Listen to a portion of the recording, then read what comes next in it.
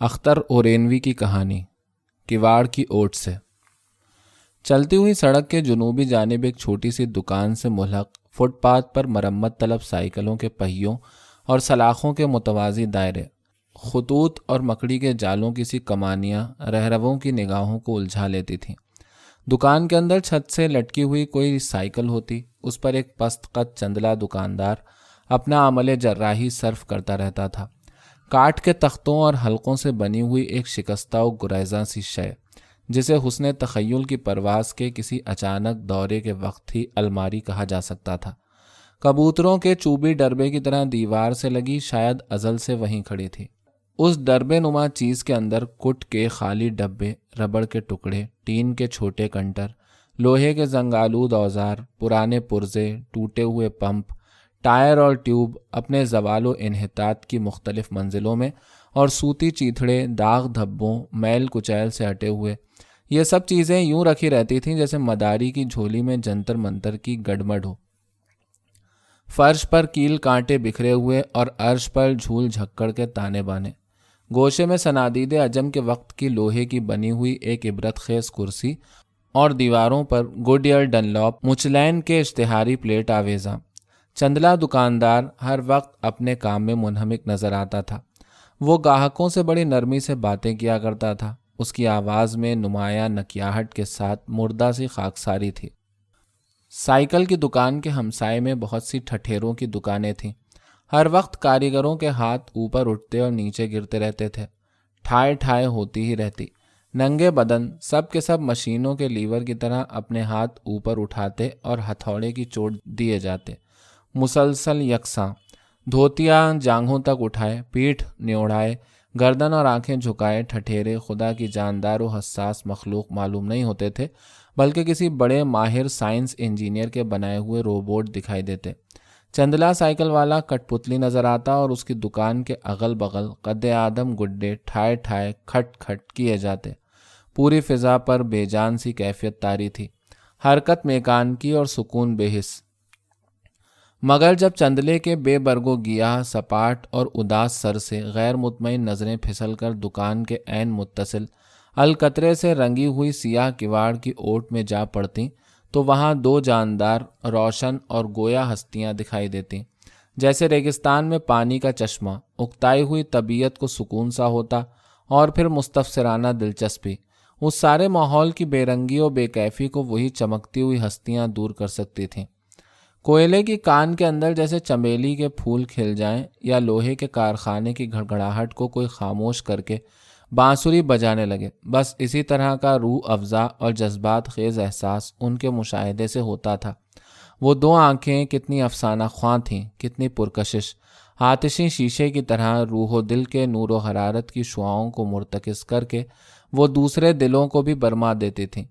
اتنی زندہ آنکھیں، اتنی عمیق و تکلم ریز نگاہیں، اس یکساں طور پر لڑکتی ہوئی بڑی سی گیند دنیا کی سطح پر شاذ و نادر ہی نظر آتی ہے۔ کواڑ کے پٹ سدا نیموا رہتے اور اندر سے سفید ملگجی ساڑی کے کچھ حصے دکھائی دیتے۔ پٹ کے پیچھے کوٹری تاریک معلوم ہوتی، اور اس تاریکی سے دو ستارے صبح سویرے طلوع ہوتے اور شام تک وہیں دلتے رہتے۔ مستقل مظاہر فطرت کی مانند یہ بھی دائمی مظہر حیات تھے۔ سالوں سال کواڑ کی اوٹ سے یہ چمکتے رہے تھے۔ دو نسلوں نے دیدہ انجم کو اسی برج میں کھلا دیکھا تھا۔ روشن دیدے لازوال ٹکٹکی کے ساتھ گزرگاہ کو نصف صدی سے تکتے رہے تھے، اور اب تک ابو الہول مصر کی طرح تکے جاتے تھے۔ راہگیر ان زندہ آنکھوں کی کرنوں کی قوت محسوس کرتے اور گزر جاتے، مگر وہ آنکھیں نگراں ہی رہتیں۔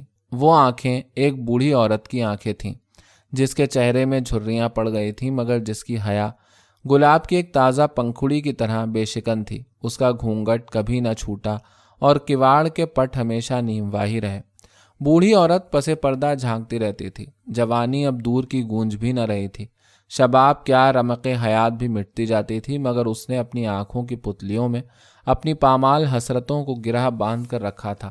انتظار، ایک ابدی انتظار میں آنکھیں سرشار رہتی، اور ان آنکھوں کے سوتے ایک ایسے دل سے ملتے تھے جو وفا، صبر، تمنا اور درد و غم کی کائنات تھا۔ وہ 16 سال کی تھی تو اس کی شادی ہوئی۔ اس کا شوہر بھی ایک ٹھٹھیرا تھا مگر وہ اس کام سے آزردہ ہی رہا۔ 20 سال کا ہنسمکھ چونچال نوجوان یوں بت بن کر کام کرتے چلے جانے سے گھبراتا تھا۔ شاید اس کی رگوں میں عام ٹھٹھیروں کی طرح پگھلا ہوا سیسا نہیں تھا بلکہ چھلکتا ہوا پارا۔ باپ چاہتا تھا کہ صدیوں کی خاندانی روایت کا جمود بیٹے کو بھی میخ کی طرح دکان میں ٹھوک دے۔ تکلے ناچتے رہیں، چرخی چلتی رہے، لوہے کی چھینیاں دھاتوں کو کترتی جائیں، ہتھوڑے کی ٹھائے ٹھائے جاری رہے اور بھاتی پھنکارتی جائے۔ بیٹا رانگا، سیسا، جست، تانبا یا پیتل بننے سے انکار کرتا تھا۔ وہ انوکھا تھا، نرالا، بالکل انگھڑ، خاندانی سانچے پر نہ ڈھلنے والا ننگے خاندان، چھوٹا سا باغی۔ لڑکپن میں تو وہ مارے باندھے دکان کی مشین کا پرزا بنا، مگر عنفوان شباب سے ہی سینگ پھوٹتے زوراور۔ بچھڑے کی طرح رسی توڑ کر بھاگنے لگا، لاکھ کھوٹے سے باندھے، مگر اسے تو کلیل بھاتی تھی۔ موقع ملا اور ترارے بھرنے لگا۔ وہ آزادی کا رسیا بیاہ کے رسے میں باندھا تو گیا پر جکڑا نہ جا سکا۔ شادی کو ابھی سال بھی نہ لگا تھا کہ وہ اپنے شہر کی تنگ دامانی کو چھوڑ کر کلکتہ بھاگ گیا۔ نوجوان بیوی نے پہلے تو سمجھا ترنگ ہے، من کی موج کا جوار ختم ہوتے ہی وہ آ جائے گا۔ ابھی تو وہ ایک دوسرے کو سمجھے بھی نہ تھے۔ جسم کی مملکت کے انکشاف کی کشش کم بھی ہو جائے مگر دل کی اقلیم کے راز تو ہمیشہ نت نئی دلچسپیاں پیش کرتے ہیں۔ اس کی محبت کے بھید تو انگنت تھے، اس کے دل کا ساگر تو اتھاہ تھا۔ ابھی تو وہ پریم کے بے شمار انمول موتی اپنے سوامی کے قدموں میں رول سکتی تھی، مگر پردیس سدھارنے والا واپس نہ آیا۔ کلکتے سے خطوط آتے رہے اور روپے بھی، پر وہ خود کبھی نہ آیا۔ ایک معجزہ رونما ہونے والا تھا، اسی معجزے کی کرامت پر عورت کو اعتبار تھا۔ کامیابی کے تصور میں وہ گم تھی۔ اسے یقین کامل تھا کہ اس نے مرد کی روح کو پریم کے جادو کے زور سے اپنے اندر مقید کر لیا ہے اور اب وہ جلد، بہت جلد، چند مہینوں کے اندر کشا کشاں چلا آئے گا۔ اس کے اندر جادو جاگ رہا تھا اور بالیدہ تر ہوا جاتا تھا۔ نیز اسی پیمانے سے اس کا اعتماد۔ وہ حاملہ تھی، اس کے جسم کے ذرے ذرے میں ایک عظیم الشان انقلاب ظہور پذیر ہو رہا تھا۔ اس کی رگ رگ میں حیات کی موجیں مچل رہی تھیں۔ عورت نے اپنے جذب و کشش، اپنی محبت، اپنی امید، اپنے شباب و زندگی کے اعتماد کا سارا سرمایہ اسی معجزے کی پرورش میں صرف کر دیا۔ وہ اپنی حیات سے ایک حیات نو کی تخلیق کر رہی تھی۔ اس سے ایک لڑکی پیدا ہوئی۔ عورت کا دل دھک سے ہو کر رہ گیا۔ ایک شبہ، ایک جگر خراش شک اسے توہمات نے آ گھیرا۔ شاید اس کا جادو پورا نہیں اترا، مرد کا پتلا تیار نہیں ہوا۔ اب جوگ کیسے جاگے؟ عورت آس اور نراس کے درمیان گھلتی رہی۔ کلکتے اطلاع بھیجی گئی مگر معجزہ بے اثر نکلا۔ اس کا دل چور چور ہو گیا۔ بنگال کا جادو جیت گیا، وہ ہار گئی۔ اسی طرح کئی سال بیت گئے۔ ایک روز خبر آئی کہ بھگوڑا واپس گھر آ رہا ہے، مگر عورت کے لیے وہ بھگوڑا نہیں، روٹھا ہوا دیوتا تھا۔ اب وہ آ رہا تھا۔ من مندر کے سب دیے جلا لیے گئے اور اس کی دہلیز پر 2 روشن چراغ پپوٹوں کی اوٹ سے راہ تکنے اور محبت کی شعاؤں کے بلاوے بھیجنے لگے۔ وہ انقلابی گھڑی تھی جب پردیسی کے آنے کی خبر آئی۔ عورت اپنی بیٹی کو لے کر الکترے سے رنگی ہوئی سیاہ کواڑ کے پٹوں کو نیموا کر کے بیٹھ گئی۔ چشم بر رہا، پر امید، بےتاب۔ وہ دن بھر اسی طرح بیٹھی رہی اور بہت رات گئے تک سڑک کی تاریکیوں کو اپنی نگاہوں سے پرے ہٹاتی اور الٹ پلٹ کرتی رہی۔ آخری راہگیر کو بھی رات نے نگل لیا۔ ٹمٹمیں کھڑکھڑاتی ہوئی آئیں اور دل میں رکے رکے انتظار کے ہچکولے پیدا کر دیتی اور پھر پہیوں کی آخری گردش سیاہی میں گھل جاتی۔ اس کی منتظر آنکھوں کا کاجل آنسوؤں سے دھلا جاتا تھا اور سر کے سندور کی لکیر زخم کے کٹاؤ سے زیادہ درد خیز تھی۔ اس کا سارا ساج اکارت ہوا جاتا تھا۔ رات بھر وہ سسکیاں لیتی رہ گئی پر کوئی نہیں آیا۔ صبح تڑکے ٹھٹھیروں کے ہتھوڑوں کی ٹھائے ٹھائے سنائی دینے لگی۔ تب اسے احساس ہوا کہ رات بیت چکی ہے۔ ہتھوڑے اس کے دل کو کوٹ رہے تھے۔ اب یہ اس کا معمول ہو گیا کہ ہر صبح وہ کواڑ کی اوٹ سے راہ تکتی رہتی۔ ایک ارمان و امید سے لبریز شاید میں اس کی زندگی سکڑ کر بیٹھ گئی تھی۔ بنی سوری گھونگھٹ نکالے وہ سڑک کو، فضا کو، بھیڑ کو، گاڑیوں کو نظر سے کریدتی رہتی۔ ہزاروں لاکھوں بار سیدھی سڑک پر اس کے کالے لرزاں دیدوں کا پہیہ چل جاتا، لیکن اس کی آنکھوں کی سواری میں بیٹھ کر اس کا اپنا مسافر گھر کے دروازے پر نہ آیا۔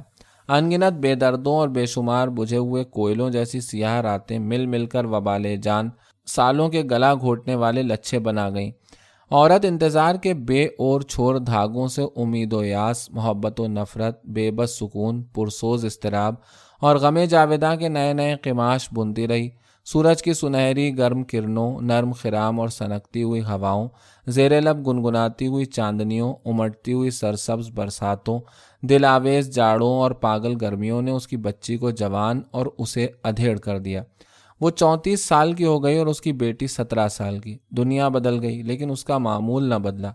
الکترے سے رنگی ہوئی کواڑ کی اوٹ سے وہ گھونگھٹ نکالے منتظر ہی رہی۔ عورت کا سسر دھاتوں کو گلاتا، ٹھوکتا ٹھٹھاتا، ریتتا مر گیا۔ اس نے شوہر کو خط لکھوایا کہ اس کا باپ گزر چکا اور اس کی لڑکی بیاہ کے قابل ہو گئی ہے، پر یہ خط منزل مقصود تک کبھی نہ پہنچا۔ 1 سال کے بعد اچانک آسام کے چائے کے باغات سے شوہر کا خط آیا کہ کلکتہ میں اس کا کاروبار تباہ ہو گیا تھا، اسی وجہ سے وہ آسام چلا آیا۔ اس نے لکھا تھا کہ اسے بیٹی کی ذمہ داری کا خیال ہے، اس کی شادی کے لیے وہ کافی روپیہ جمع کر لے تو آئے۔ عورت کے دل میں امید کی ایک نئی پھلجڑی چھوٹی، مگر کچھ عرصے میں وہ بھی راکھ بن گئی۔ وہ خط اس کا آخری خط ثابت ہوا، پھر کوئی اطلاع نہ آئی اور نہ وہ خود ہی گیا۔ بڑے ٹھٹھرے نے اتنا پسنداز چھوڑا تھا کہ اس کی پوتی کی شادی ہو گئی، مگر داماد کو ساس نے گھر میں بسا لیا اور اسے ٹھٹھیرا بھی نہ ہونے دیا، بلکہ سائیکلوں کی مرمت کے لیے دکان کھلوا دی۔ اسے اس پیشے سے نفرت اور خوف ہو گیا تھا۔ بیٹی کی شادی کے بعد اس کے معمول میں کوئی فرق نہ آیا۔ اس کا چندلہ داماد زخمی سائیکلوں پر اپنا عمل جراحی کرتا رہتا اور وہ خود الکترے سے رنگی ہوئی سیاہ کواڑ کی اوٹ سے سڑک کو تکتی رہتی۔ پیہم صرف اتنی تبدیلی ضرور ہوئی کہ اب وہ کاجل اور سندور نہیں لگاتی، ساج نہیں کرتی تھی، مگر کواڑ کبھی پوری نہ کھلی اور گھونگھٹ کبھی نہ چھوٹا۔ وہ اس فضا کی ایک مستقل غیر مبدل جز ہو کر رہ گئی۔ زمانہ بدلتا جاتا لیکن وہ اٹل تھی۔ اس کی جاگتی ہوئی آنکھیں عمیق اضطراب کے ساتھ رات رات تک تاریکیوں کے پردے چاک کرتی اور اپنے آنے والے مسافر کو ڈھونڈتی رہتی۔ کوئی موسم ہو، کوئی رت بدلے، مگر راہگیر کواڑ کی اوٹ سے 2 شدید طور پر زندہ آنکھوں کو نگراں ضرور دیکھتے۔ وہ آنکھیں سڑک کی پیٹھ کے ہر نشیب و فراز سے بڑی یگانگت کے ساتھ واقف ہو گئی تھیں۔ اس کی ریڑھ کی ہڈیاں اور پسلیاں دن بھر ان کے سامنے کڑکتی رہتی تھیں۔ وہ اس کے ہر مہرے سے ہم آغوش ہو کر تھک چکی تھی، مگر پسپا نہ ہوتی تھی۔ سامنے کی نالی سے خس و خاشاک بہہ بہہ کر سالوں سال گزرتے رہے اور اسی طرح آدمیوں کا بے معنی ہجوم سڑک پر رواں تھا۔ سڑک کے کالے بھورے چتلے کتے، ان کی ٹیڑھی میڑھی دم، محلے کے لوگ باغ، ان کا ناک نقشہ، ان کی بولی ٹھولی، ان کی لڑائیاں، ان کی صلاح، ان کا فقر و فاقہ، ان کی خوشحالیاں، شادی بیاہ، پیدائش اور موت، یہ سب اس گھونگھٹ کی دنیا میں یکساں داخل ہوتے اور پھر زندگی کی یہ ساری تحریکات عورت کے حساس دل میں جذب ہو کر اس کی منتظر آنکھوں میں سلگ اٹھتے۔ الکترے سے رنگی ہوئی کواڑوں کے سامنے کے چھوٹے چھوٹے مکانات توڑ دیے گئے اور ان کے عقب کے گوبھی کے کھیتوں میں فٹ بال کا میدان اور کالج کی عظیم الشان عمارتیں اگائیں۔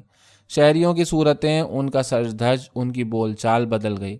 ہندو مسلم بھائی بھائی، بھارت آزاد اور انقلاب زندہ باد کے نعرے اور لال پیلی ہری جھنڈیوں کے ساتھ آسمانوں کو سر پر اٹھا لینے والے جلوس منتظر عورت کی راہ میں بچھی ہوئی آنکھوں اور تشنہ کانوں میں خراش پیدا کر کے تاریخ کے مقبرے میں دفن ہو گئے۔ سڑک کی کھال ادھڑ گئی مگر افتادہ حالوں کی طرح اسے روندا جاتا ہی رہا۔ ٹمٹموں اور بگیوں کی جگہ موٹریں اور لوریاں آ گئیں۔ وہ فراٹے بھرتی، دھول اڑاتی، ہوا کے جھکڑ کی مانند دندنانے لگیں، مگر جس مسافر کی راہ سال ہا سال سے دیکھی جا رہی تھی وہ اس بعد پا سواری پر بھی نہ آیا۔ سڑک کی کیچلی بدل گئی۔ الکترے کی سیاہ تہ بچھا کر روڑوں اور بالوؤں کو کوٹ دیا گیا تاکہ وہ افتادگی کا بار آسانی سے اٹھا سکے۔ بجلی کے تار اور قمقموں سے شہر کی پیشانی دمک اٹھی، مگر کواڑ کی اوٹ میں وہی 2 ازلی چراغ جلتے رہے۔ پرانے رفیق روڑوں اور شناسا کنکریوں کے پس جانے سے منتظر عورت کا دل دکھ گیا۔ وہ تو در و دیوار کے ادنا سے داغ دھبے کو بھی مٹنے دینا نہ چاہتی تھی۔ وہ وقت کی رو کو اس گھڑی تک ساکت کر دینا چاہتی تھی جب کوئی روٹھا ہوا پردیسی واپس آ جائے، لیکن بے درد زمانہ تیزی سے اس کے جسم کو اور جسم کے ماحول کو بدل رہا تھا۔ وہ اب بوڑھی ہوئی جا رہی تھی۔ کاش بڑھاپا ایک لامبی ڈک بڑھا کر اچانک ہی آ جاتا، مگر وہ تو رینگتا ہوا آیا تھا، جنت کے سانپ کی طرح۔ عورت کو حیران شکست کھاتی ہوئی جوانی کا تلخ احساس ہوتا رہا تھا۔ جب وہ آئے گا تو اس کے سامنے کیا تحفہ پیش کرے گی؟ بیٹی کی شادی کے بعد وہ علم انگیز طور پر تنہا ہو گئی تھی۔ زمانہ اسے صلیب پر چڑھانے والا تھا اور اپنی صلیب وہ خود سے سر پر اٹھائے ہوئے تھی۔ اکیلی، بے سہارا، ایک ہارتی ہوئی آس کے ساتھ مجبور، سب کچھ بدل رہا تھا، لیکن اس کا دل اور اس کی نگاہیں ویسی ہی تھیں جیسی اس کا شوہر انہیں چھوڑ کر گیا تھا۔ صرف دیا کی لو زیادہ تیز ہوتی جا رہی تھی۔ زلزلے آئے، شہر کانپ کانپ اٹھا، عمارتیں ملیاں میٹ ہو کر پھر بنی، جنگیں چھڑیں، بغاوتیں ہوئیں، شکستہ دل باغیوں نے بیریکیڈ بنا بنا کر سڑک کا دل چھلنی کر دیا، بجلی کے تار اور کھمبے توڑ مروڑ کر سڑک پر بکھیر دیے گئے۔ وہ دو آنکھیں کیواڑ کی اوٹ سے اس ماجرے کو دیکھ کر خوش ہوئیں، کیونکہ ان ساری جدید چیزوں سے انہیں نفرت تھی۔ یہ بیگانہ تھیں، نہ ان کی اپنی پرانی چیزوں کو فنا کر کے ان نئی چیزوں نے سر اٹھایا تھا۔ مگر جب اسے راستہ رک جانے کا احساس ہوا اور جب ریل کے بند ہونے کی بھی خبر ملی تو کیواڑ کی اوٹ میں بیٹھی ہوئی عورت کانپ کانپ گئی۔ پھر وہ کیسے آئے گا جس کے انتظار میں ایک عمر گزر رہی ہے؟ عورت کو مائل تقریب باغیوں سے بے پناہ نفرت ہوئی، جیسے وہ اس کا کلیجہ کاٹ رہے ہوں۔ پھر ٹڈی دل کی طرح فوجی لوریاں آئیں اور ٹومیوں نے سڑک پر فوجی بیریگیٹ لگائے، گولیاں چلیں اور بھگیڑ مچی۔ کیواڑ کی اوٹ میں دو دل پھر لرزے، کہیں کرنٹے اسے روک نہ لیں۔ ان دنوں ٹھٹھیروں کی سب دکانیں بند رہتی، مگر القطرے سے رنگی ہوئی کیواڑ کے پٹ ضرور کھلتے اور اس کی اوٹ میں آنکھوں کا دیا گھونگھٹ تلے جلتا ہی رہتا۔ ان آنکھوں میں باغیوں اور گوروں دونوں سے نفرت کی آگ سلگ رہی تھی۔ سب کچھ گزر گیا، تبدیلیاں، زلزلیں، بغاوتیں اور ان کے ساتھ نصف صدی، مگر کوئی طوفان منتظر آنکھوں کا چراغ گل نہ کر سکا۔ عورت کے چندلے داماد کے بہت سے لڑکے لڑکیاں ہوئیں، لیکن عام بوڑھی عورتوں کی طرح ناتی ناتیوں سے اسے وہ دلچسپی نہ ہوئی جو عموماً ہوتی ہے۔ لڑکے پھڑکے آتے، انہیں بھی وہ کیواڑ کی اوٹ میں بٹھا لیتی، مگر تھوڑی دیر کے بعد وہ اکتا کر بھاگ جاتے۔ عورت اپنی ادھیڑ بیٹی سے تانے سنتی، چندلا داماد نکیا نکیا کر بگڑتا رہتا، پر سب بے اثر۔ پھر ایک واقعہ ہوا۔ جب عورت 65 سال کی تھی تو اس کی چھوٹی نتنی کی شادی ہوئی۔ نتن داماد کے بارے میں اسے خبر ملی کہ وہ کلکتے میں کماتا ہے۔ کلکتے کے نام سے ایک فوری خوف اس کے دل میں پیدا ہوا، مگر جب نتن داماد کا پہلا خط آیا تو اس کی آنکھیں نئی روشنی سے دمک اٹھیں۔ اس کی نتنی کوٹری میں چھپ کر خط پڑھ رہی تھی۔ وہ دبے پاؤں وہاں پہنچی اور چپ چاپ پلنگ کے نیچے 9 عروس کے نزدیک بیٹھ گئی۔ لڑکی ہاتھ میں خط اٹھائے پڑھنے میں منہمک تھی اور کبھی کبھی وہ جملے زور سے ادا کر دیتی۔ دلہن کے نوجوان رخسار کا چونچالی خون محبت اور آرزو کی آنچ سے لو دینے لگتا، اور بوڑھی عورت کی متمنی اور نگراں آنکھیں دل کی پرانی آگ سے تابندہ تھیں۔ وہ سمجھ رہی تھی کہ خط اس کے گمشدہ شوہر کا ہے اور وہ اپنی نتنی سے پڑھوا کر سن رہی ہے۔ وہ کھسکتی ہوئی خط پڑھنے والے کے قریب تر ہوتی جاتی تھی۔ جب اس کے ہاتھ دلہن کے پاؤں سے مس کر گئے تو دلہن چونک اٹھی اور شرم سے عرق عرق ہو گئی۔ پھر تو ہر بار یہی ہونے لگا۔ بوڑھی عورت کیواڑ کی اوٹ سے ڈاکیے کا انتظار کرتی رہتی۔ کلکتے سے آنے والا وہ پیارا سا لفافہ، ڈاکیا بھی کتنی رومانی ہستی ہے، اس کے قدموں سے کتنی بیتاب نگاہیں لپٹی رہتی ہیں اور اس کی آہٹ سے کتنے دل دھک سے کر اٹھتے ہیں۔ نوجوان دلہن بھی قاصد خوش خرام کا انتظار کرتی اور کبھی کبھی بے چینی میں وہ بھی القطرے سے رنگی ہوئی سیاہ کیواڑ کی اوٹ میں آ کھڑی ہوتی، مگر بوڑھی عورت کا انتظار بادۂ رسا کی طرح تھا، سکرے مکمل عطا کرنے والا، اور نوجوان لڑکی اس ہرن کی طرح تھی جس کے نافے میں ابھی ابھی مشک پیدا ہوا ہو۔ لڑکی بیتاب زیادہ تھی، نکھتے نوجوان کی مانند۔ بوڑھی عورت بحر الکاہل کی مثال اتھا تھی۔ اسے صرف انتظار تھا، مجرد و مطلق و ابدی۔ 9 عروس اپنی خودبی و خودارہ جوانی کی طرف نگراں ہونے کے نتیجے میں پیام یار کا انتظار کھینچتی تھی۔ پورب دیس کلکتہ سے آنے والا محبوب لفافہ کبھی کبھار ہی لڑکی کے ہاتھ میں پڑتا۔ عموماً یہ جن سے گرام آیا بوڑھی نانی کے ہاتھ لگتی۔ لامتناہی صبر کے ساتھ کیواڑ کی اوٹ سے لگا ہوا اور کون بیٹھ سکتا تھا۔ وہ خط لے کر رازدارانہ مگر نشاط ریز انداز میں اپنی نتنی کی کوٹری میں جاتی اور اس کے ہاتھ میں خط دے کر امیدوار بیٹھ جاتی۔ نانی کا دبے پاؤں تیزی سے دلہن کی کوٹری کی طرف جانا اس بات کی علامت ہوتا کہ بنگال کا جادو جاگ گیا ہے۔ لڑکی اپنی کوٹری میں نہ ہوتی تو نانی کو اس طرف جاتے دیکھ کر فوراً بیتابانہ اس جانب دوڑ پڑتی۔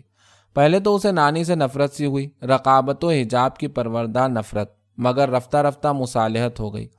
امداد باہمی کی شکل پیدا ہو گئی تھی۔ نانی بے چوک لڑکی کے ہاتھ خط لا کر دیتی اور لڑکی سوائے چند جوان فقروں کے سبھی کو سنا دیتی تھی۔ بوڑھی عورت خوش ہوتی، اسے روحانی اطمینان حاصل ہوتا۔ وہ یوں سمجھتی کہ خط اسی کے نام کا ہے۔ انسان کی نفسی گہرائیوں میں زمان و مکان ڈوب کے تحلیل ہو جاتے ہیں۔ نصف صدی بوڑھی عورت کے دماغی بھولے پن میں فنا ہو گئی۔ کلکتے سے آنے والا ہر خط اس کے اپنے بسرے ہوئے پردیسی کا خط تھا۔ وہ تو اپنی نواسی سے گویا صرف پڑھوا کر سنتی تھی۔ بوڑھی عورت خط سن کر ایک مدہوش مسرت میں کھو جاتی۔ کئی دنوں تک اس پر یہ عالم طاری رہتا اور ہر روز وہ کواڑ کی اوٹ میں بیٹھی ابدی انتظار میں محو رہتی۔ ایک خط آیا، اطلاع تھی کہ دلہن کا دولہا آ رہا ہے۔ عروس کا چہرہ گلنار ہو گیا۔ بوڑھی عورت پر گہری سنجیدگی کے بادل منڈلانے لگے، پھر اسے ہسٹیریا سا ہونے لگا۔ وہ اپنی نواسی سے دن میں کئی بار خط پڑھوا کر سنتی، رہ کر تاریخ اور وقت کے بارے میں پوچھتی اور بھول جاتی، اور پھر کواڑ کی اوٹ میں جا بیٹھتی۔ کبھی اس کا چہرہ مردہ چہرے کی طرح پرازراز بن جاتا، ساکت مگر علاماتی، گہرا اور تاریک، اور کبھی تاثرات و جذبات اس کے چہرے کی سطح پر آ کر اپنے تانے بانے بننے لگتے۔ وہ گاہ بے حد شادماں نظر آتی اور گاہے انتہائی رنجیدہ۔ آخر وہ دن آ گیا۔ دولہا کلکتے سے 3 بجے شب کی گاڑی سے آنے والا تھا۔ بوڑھی عورت حسب معمول الصبح کاروبار شروع ہونے سے بہت پہلے بلاکش انتظار ہو گئی۔ اس کی آنکھوں میں نئی امید چمک رہی تھی۔ اس کا انتظار ایک نازع کسمساہٹ لیے ہوئے لرزاں تھا۔ نگاہوں میں البیلے بھاؤ اور رس تھر تھرا رہے تھے۔ اس دن اس نے کھانا بھی نہیں کھایا، بس وہ کواڑ کی اوٹ میں لوہے کے بینچ کی طرح جڑی رہی۔ دوپہر گزری، سہ پہر آئی، اور پھر رات اپنی انجان گہرائیوں کے ساتھ طاری ہو گئی، لیکن بوڑھی عورت وہاں سے اٹھانے پر بھی نہ اٹھی۔ کواڑ کا ایک پٹ اس کے منتظر دیدوں کی طرح بے خواب ہی رہا۔ رات بھیگ گئی، سب لوگ سو رہے اور وہ رات کی تاریکی میں گھل کر اس کی خاموش ابدیت کا جزو بن گئی۔ جب سناٹا چھا گیا تو وہ چونک اٹھی اور اپنی نتنی کے کمرے میں دبے پاؤں داخل ہوئی۔ نوجوان عورت اپنے ہی بار سے تھکی ہوئی جوانی کی نیند میں ڈوبی ہوئی تھی۔ بوڑھی عورت نے سنگار بکس سے سندور کی شیشی نکالی اور آئینے کی مدد سے اپنی مانگ میں سندور اچھی طرح سے بھر لیا۔ پھر وہ بعجلت تمام واپس لوٹی اور کواڑ کی اوٹ سے لگ کر بیٹھ گئی۔ اب وہ زیادہ مطمئن تھی۔ سڑک پر صرف جاڑے کی سرد ہوا چل رہی تھی۔ بوڑھی عورت کے جذبات بھی موسم سرما کی خشک مگر برچھی کی انی کی طرح تیز ہوا کی مانند تھے۔ پھر بھی وہ سکون کے عالم میں تھی، ایسا سکون جس کی گود میں لامتناہی درد ہو۔ اس کا نتن داماد آیا، ٹھیک وقت پر آیا، لیکن جاڑے کی رات زیادہ بیتنے کی وجہ سے وہ سڑک والے دروازے پر نہ آیا۔ وہاں سے زنان خانہ دور پڑتا تھا۔ اس نے خیال کیا کہ اتنی رات گئے، اس طرف دروازہ کھولنے کون آئے گا؟ پہلو کی گلی کی طرف جو دروازہ تھا وہ آنگن میں کھلتا تھا اور وہاں سے آواز کا اندر پہنچنا آسان تھا۔ 4 بجے بھور کو نوجوان دلہن نے آنگن والا دروازہ کھولا اور آنے والا اندر داخل ہو گیا۔ نوجوان عورت آدھی رات سے بیداری اور نیند کے درمیان لذت انتظار حاصل کر رہی تھی۔ وہ دونوں اپنے کمرے میں چلے گئے، جہاں بوڑھی عورت کے کانپتے ہوئے ہاتھوں سے ابتدائے شب میں گرے ہوئے سندور اب تک بکھرے ہوئے تھے۔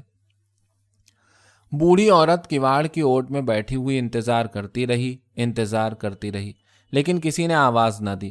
کوئی نہیں آیا، کوئی نہیں، صرف سرد ہوائیں کھلے ہوئے پٹ کے اندر سنسناتی ہوئی داخل ہوتی رہیں، اور نظروں کے علاوہ بوڑھی عورت کی ہڈیاں بھی خلش انتظار خوشی سے برداشت کرتی رہیں۔ رات بیت گئی، صبح ہوئی، سڑک جاگ اٹھی، دولہا دلہن بھی جاگ اٹھے، مگر بوڑھی عورت کواڑ کی اوٹ سے لگی بیٹھی رہی۔ سبھوں نے دیکھا، منتظر آنکھوں کی چمک اور بڑھ گئی تھی، نگاہیں لازوال ہو گئی تھیں، اور ان کا انتظار اتھاہ، اٹل، امٹ تھا۔